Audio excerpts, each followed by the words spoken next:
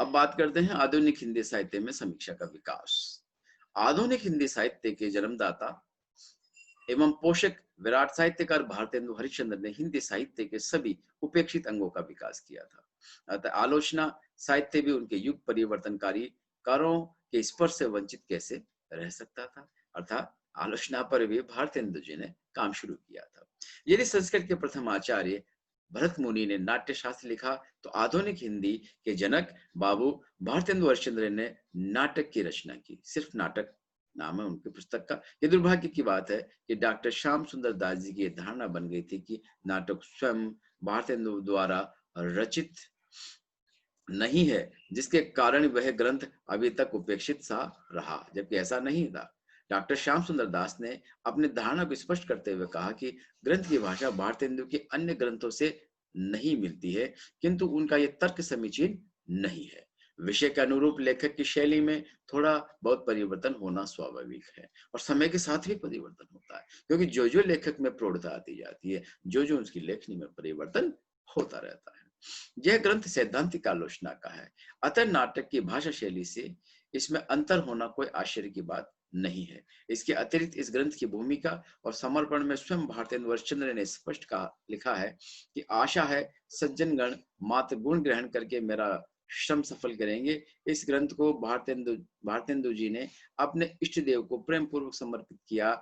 नाथ, आज एक सप्ताह होता है कि मेरे इस मनुष्य जीवन का अंतिम अंक हो चुकता, नहीं तो यह ग्रंथ प्रकाश भी न होने पाता। जब प्रकाश होता है तो समर्पण भी होना आवश्यक है। अतएव अपनाते हुए वस्तु समझकर अंगीकार कीजिए। सब कुछ होने पर भी डॉक्टर श्याम सुंदर दास ने किसी अन्य का रचित घोषित क्यों किया, ये समझ में नहीं आता है।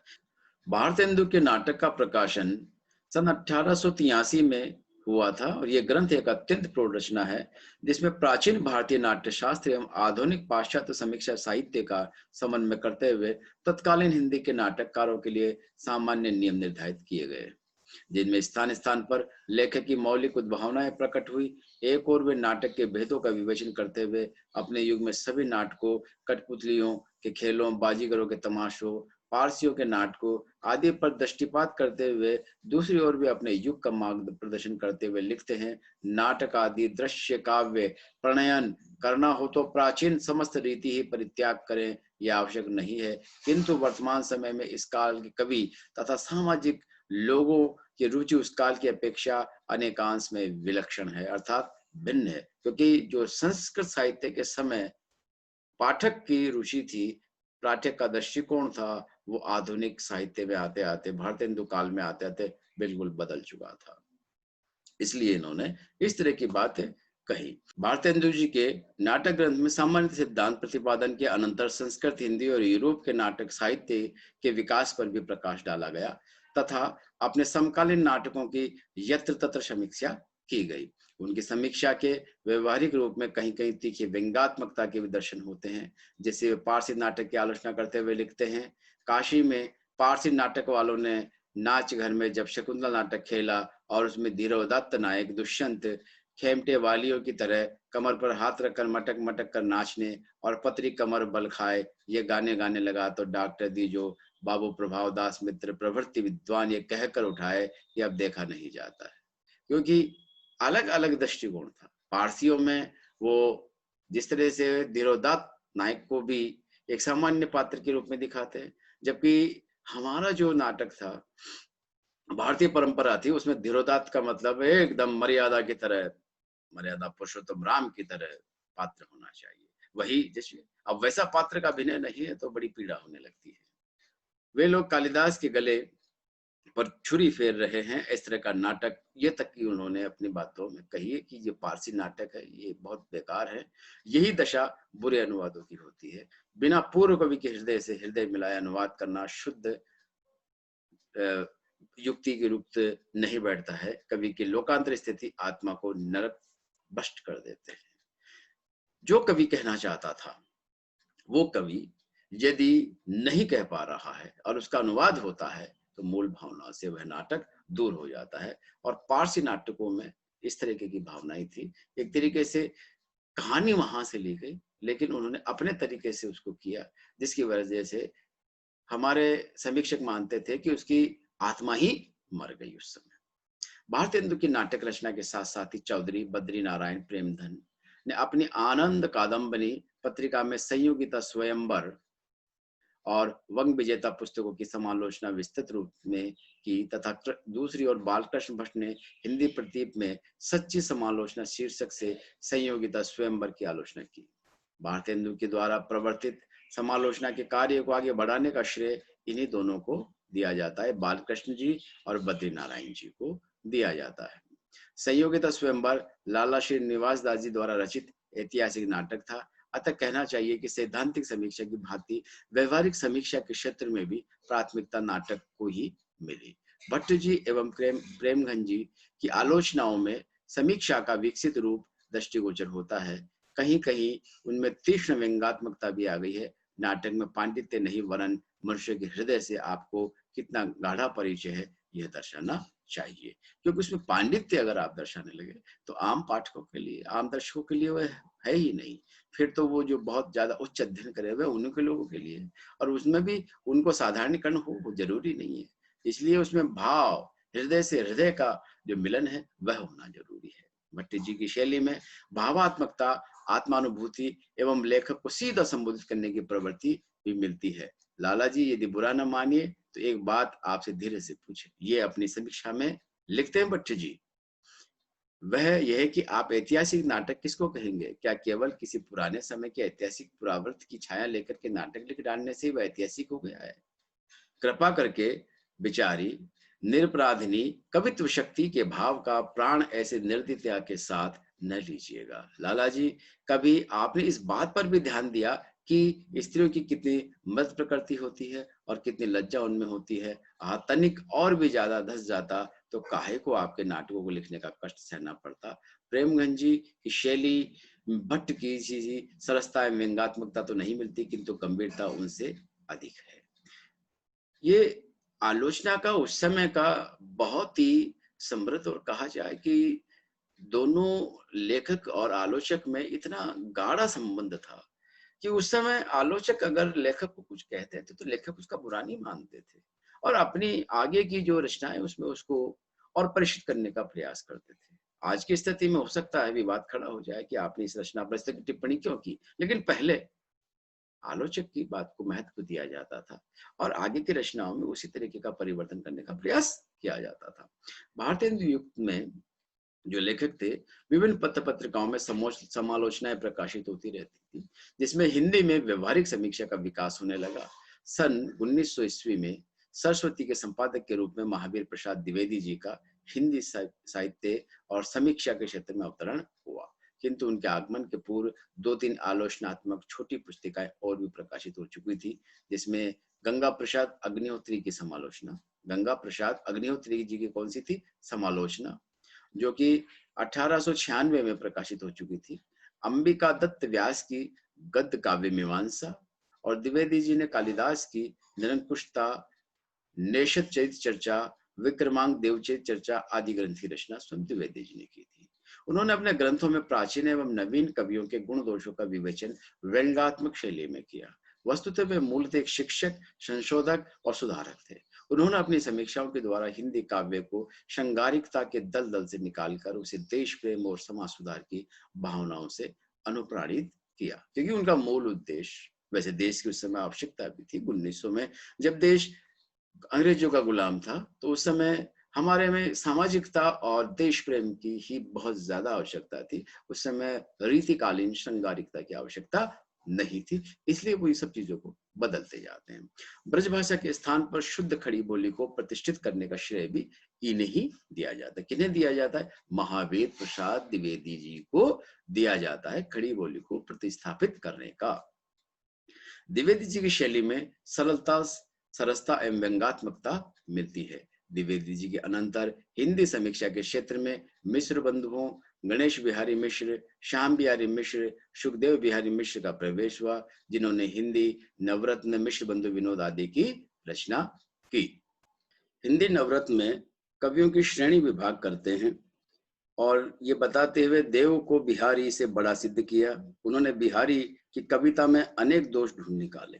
बिहारी पर किए गए इस आक्रमण से प्रेरित होकर पंडित पद्म सिंह शर्मा ने बिहारी सस्से की भूमिका लिखी, जिसमें चमत्कारपूर्ण ढंग से बिहारी की उत्कृष्टता का प्रतिपादन किया। जैसा मैंने शुरू में ही कहा था, कुछ लोग या कुछ समीक्षक किसी व्यक्ति विशेष को बहुत ऊपर कर सकते हैं और कुछ समीक्षक उस व्यक्ति विशेष को बहुत नीचे भी कर सकती हैं, क्योंकि समीक्षा करने का अपना अपना दृष्टिकोण है। कौन किस आधार पर समीक्षा कर रहा है, ये अलग बात है। ये उस समय एक साहित्यिक विवाद बहुत लंबे समय तक चला था, जिसमें बिहारी बनाम देव की स्थिति, उनके आलोचक और उनके समीक्षक, उन्होंने अपने आप को प्रतिपादित और प्रतिष्ठित करने में अनेक अनेक तरीके के नियमों को हवाला देकर के इस तरह की बात करी, जिससे काफी समय ये विवाद चला था।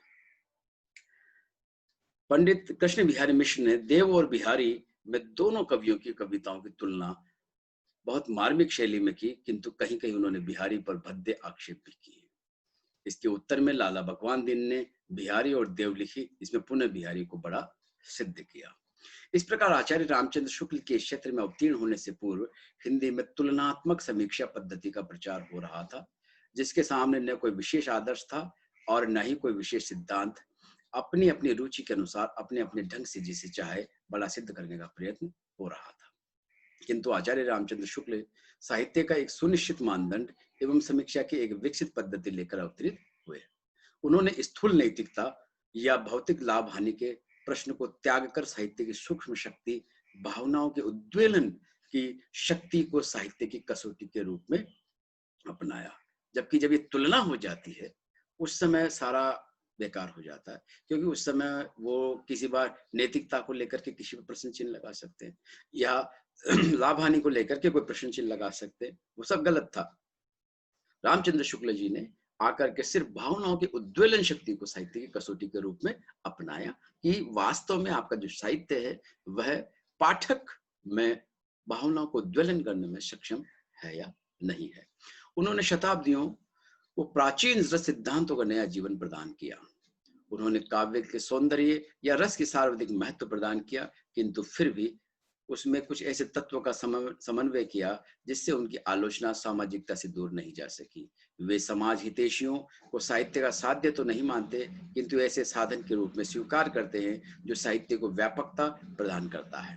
वस्तुतः उन्होंने कला कला के लिए और कला जीवन के लिए दोनों में अपूर्व सामंजस्य स्थापित किया। कला कला के लिए और कला जीवन के लिए, क्योंकि भारतीय साहित्य का मोटो ही ये रहता था कि बहुजन हिताय और बहुजन सुखाय हमें लिखना चाहिए। स्वांत सुखाय जो भी लिखा गया उसे बहुत अच्छा नहीं माना गया। बहुजन हिताय या सर्वजन हिताय लिखा गया उसे ही अच्छा माना गया था। आचार्य शुक्ल द्वारा रचित ग्रंथों में जायसी ग्रंथावली की भूमिका, हिंदी साहित्य का इतिहास, गोस्वामी तुलसीदास जी, चिंतामणि आदि उल्लेखनीय है। और चिंतामणि में इन्होंने जिस तरीके से अपने निबंधों के माध्यम से एक एक चीज को स्पष्ट किया है, ये काबिल तारीफ है शुक्ल जी का। आचार्य शुक्ल जी के आदर्श कवि तुलसीदास जी हैं। उन्होंने जितना अधिक महत्व उन्हें दिया तथा जैसा सूक्ष्म विश्लेषण उनके काव्य का किया है, उतना वे किसी अन्य कवि व उनकी रचनाओं का नहीं कर सके। यहाँ फिर समीक्षक की अपनी आत्मा का किसी व्यक्ति विशेष से जुड़ने की स्थिति फिर बन जाती है। तुलसीदास जी के साथ उनका बहुत जुड़ाव था। उनकी रचनाएं, उनकी जो सामाजिकता थी तुलसीदास जी की, वो शुक्ल जी को बहुत प्रभावित किए हुए थे।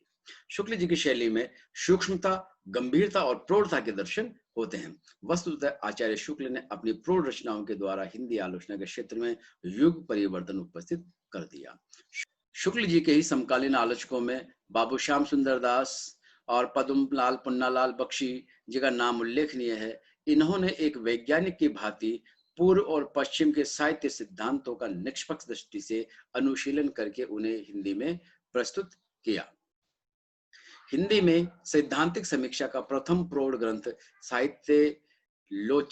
साहित्यालोचक बाबू श्याम सुंदर दास जी के द्वारा प्रस्तुत किया गया। यद्यपि यह ग्रंथ मौलिकता की दृष्टि से विशेष महत्वपूर्ण नहीं है, किंतु फिर भी इसका स्थायी महत्व है। बख्शी जी ने विश्व साहित्य की रचना की, जिसमें विश्व साहित्य का सामान्य परिचय दिया गया है। शुक्लोत्तर युग में समीक्षा किस तरीके से चलती है देखेंगे। शुक्ल परिवर्ती युग में हिंदी समीक्षा का विकास द्रुत गति से हुआ। इस युग के समीक्षात्मक विकास को विभिन्न वर्गों में विभाजित करते हुए इस प्रकार हम विवेचित कर सकते हैं। पहला, ऐतिहासिक समीक्षा। इस युग में मुख्यतः आचार्य हजारी प्रसाद द्विवेदी, ये शुक्ल की बात की समीक्षा को समीक्षक, उनके बारे में अपन चर्चा कर रहे हैं।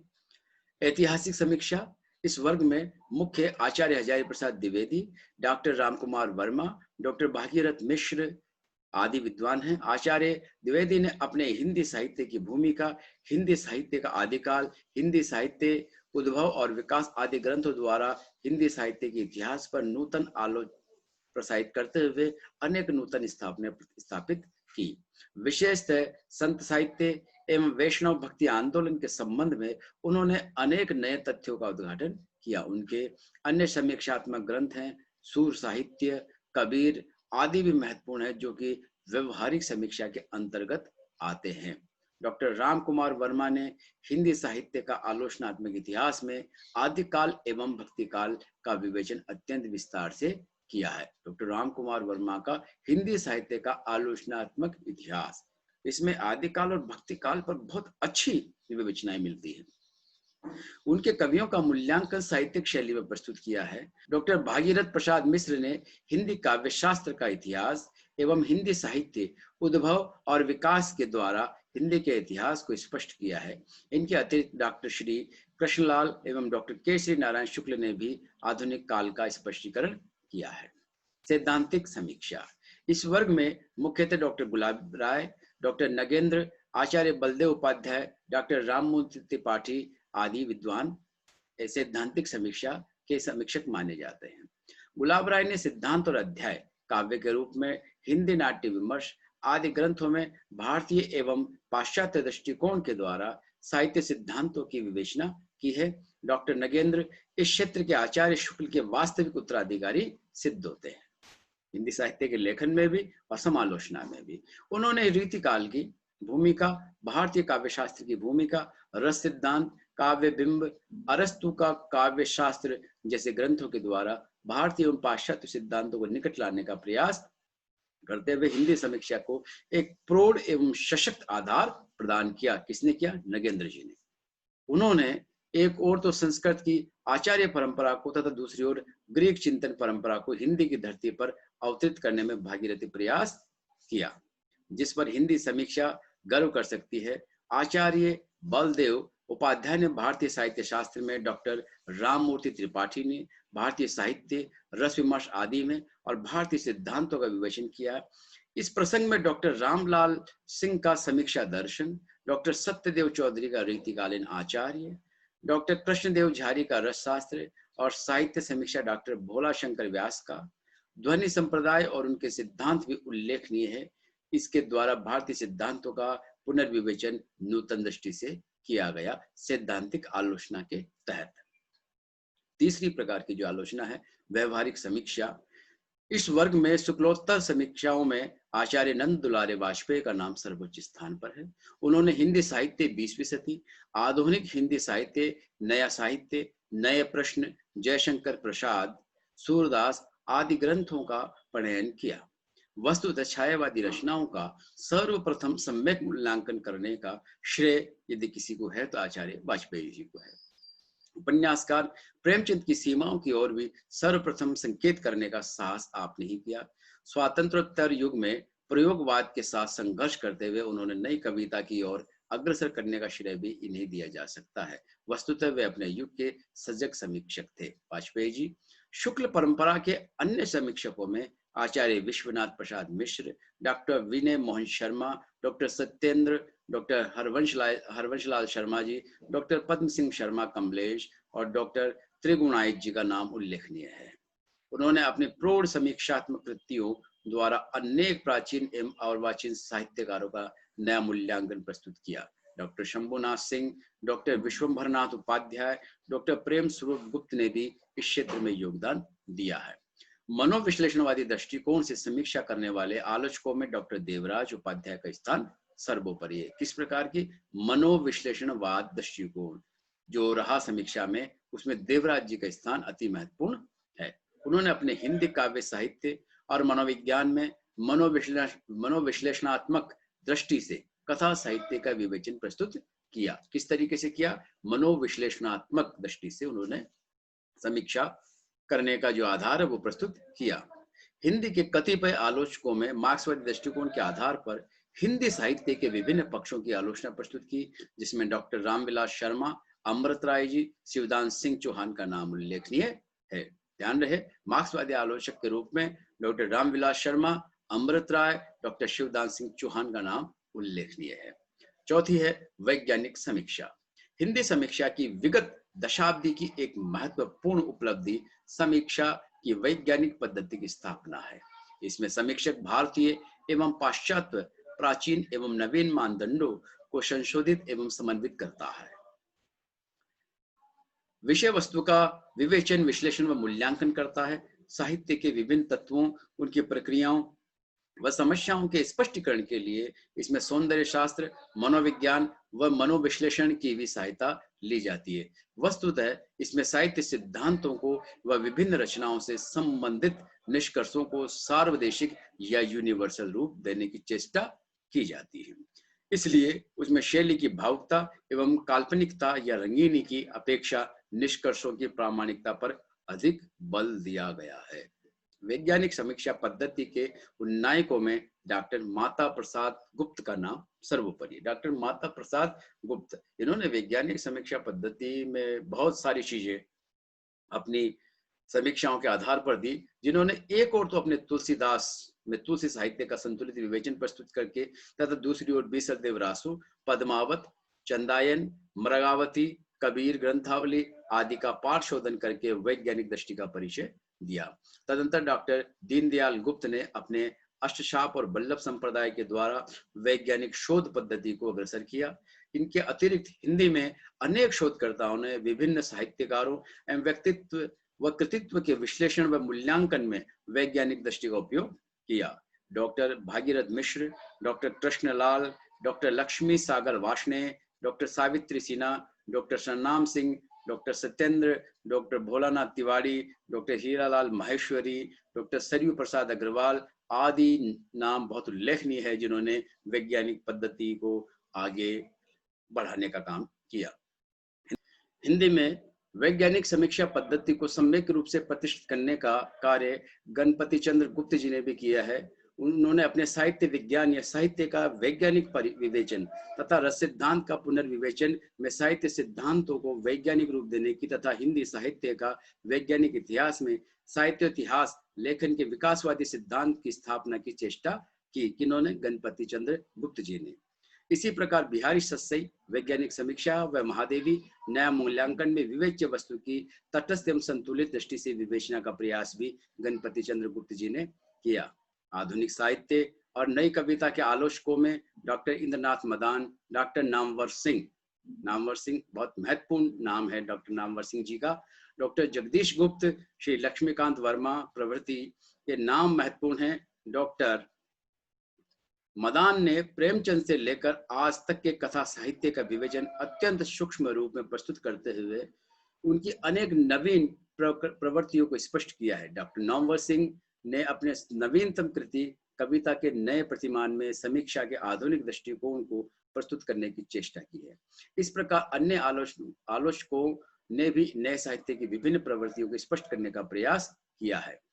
हिंदी में पत्रकारिता के स्तर की एकांगी, व्यक्तिगत रोचक किंतु असंतुलित समीक्षाएं भी प्रकाशित हो रही थी, जो वस्तु की समीक्षा तो कम करती है किंतु चौंकाती अधिक है। सस्पेंस वाली समीक्षाएं पत्रकारिता के रूप में परिलक्षित होने लगी थी।